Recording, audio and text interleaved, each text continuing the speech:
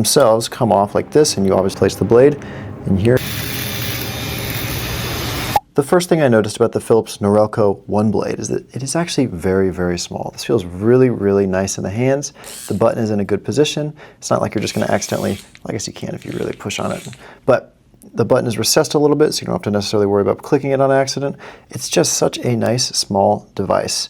It comes with, obviously, the charging cable, which is USB-C, or sorry, not USB-C, USB-B. I wish it was USB-C, but you know what? It still works just fine. It also comes with this little case at the end, so you can protect the blades.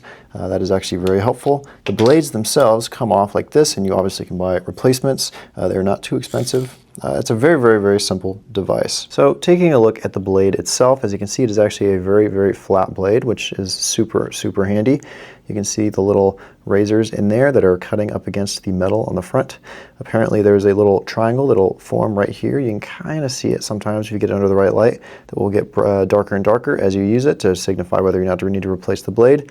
And here you can see just how it moves. It has not hinges, but actually bendy plastic, which is a super smart idea. You can kind of see too if I push the power button what it looks like. It's very, very easy to clean. You can run it underwater. It also comes with a couple of accessories, which, as you can see, clip on and just make sure it's on all the way. Gives it just a little bit more of a ridge here on the top, which is super handy. And then you can attach this, but you have to make sure this white piece is on. Once it's on, as you can see, just gives it even more protection if you're absolutely worried. This gives it also a little bit of a guard in the sense that it will not cut right up against the skin, but maybe like a millimeter or two off the skin. Super, super simple design. I prefer not to use these little accessories, but it is nice to have them. In general, I just use it like this. I think I've had a single cut now using it. I've probably used it like 10 times at this point. One single cut on my face, which is not bad at all. But yeah, let's look at how it works. Let's look at how it cuts, I mean. So this has actually become my favorite facial razor that isn't just a safety razor. Now, let me explain what I'm talking about. This thing actually cuts quite close to the skin.